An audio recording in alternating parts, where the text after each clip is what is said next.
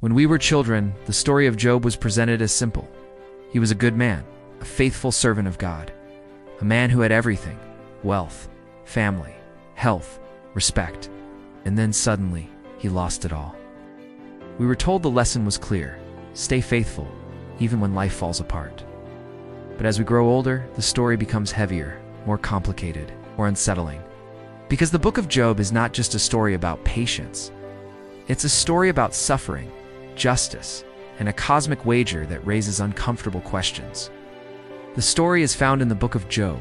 It opens not on earth but in heaven. God is speaking with the accuser, often translated as Satan. And here's where the tension begins. God points out Job's righteousness. He's a blameless man, upright, faithful. But then comes a challenge. Does Job fear God for nothing?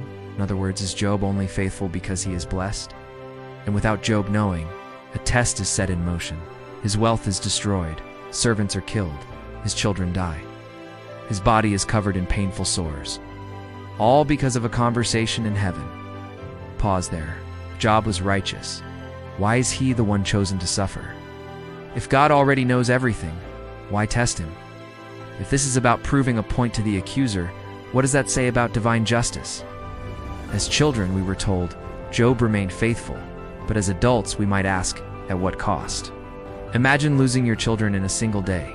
Imagine your health collapsing. Imagine sitting in ashes, scraping your skin with broken pottery. This is no children's story. This is raw grief.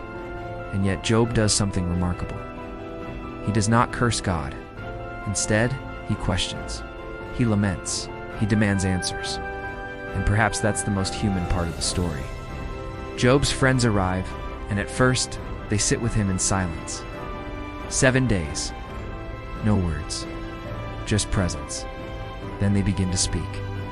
They insist there must be a reason. You must have sinned. God is just. Suffering doesn't happen without cause.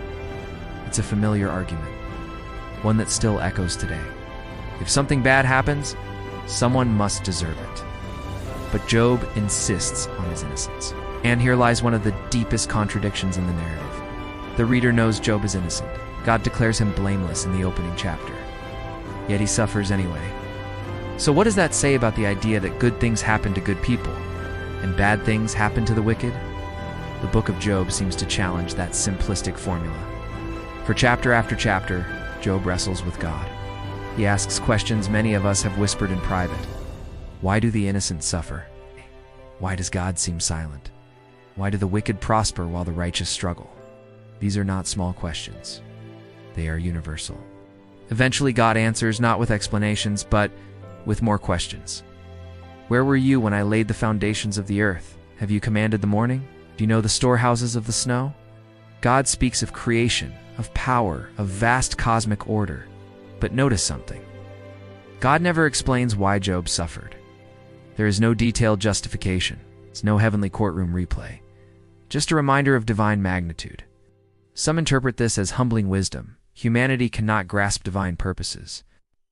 If suffering is allowed to prove a point in heaven, what does that mean for free will, for justice, for love?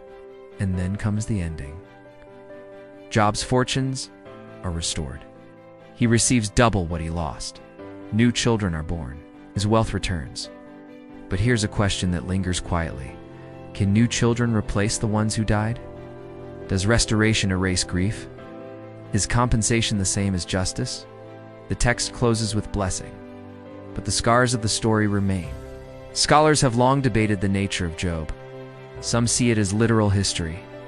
Others see it as wisdom literature, a poetic exploration of suffering rather than a historical event. Its language is layered, symbolic, deeply philosophical. Perhaps Job is less about a man named Job and more about humanity itself.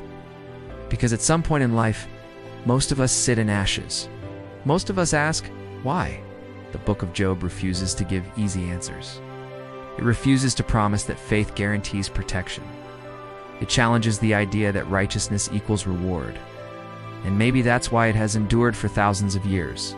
Not because it comforts us, but because it understands us. It understands confusion, anger, silence, and the courage to keep speaking anyway. The contradiction in Job is not just theological, It is existential. We're told God is just. We're told God is loving. And yet, suffering exists sometimes without explanation. The story forces us to wrestle with that tension. Maybe the greatest faith is not blind acceptance. Maybe it is the willingness to question and still remain engaged. As children, we heard about Job's patience. As adults, we see his honesty. And perhaps that honesty is the real lesson. If you found this exploration thoughtful and challenging, take a moment to like this video. It helps this channel grow and reach others who are searching for deeper conversations about Scripture. And if you want more documentary-style explorations into biblical contradictions, difficult questions, and the stories we thought we understood, subscribe and turn on notifications. Because the next story we examine might challenge everything you thought you knew. And sometimes asking the question is more powerful than the answer.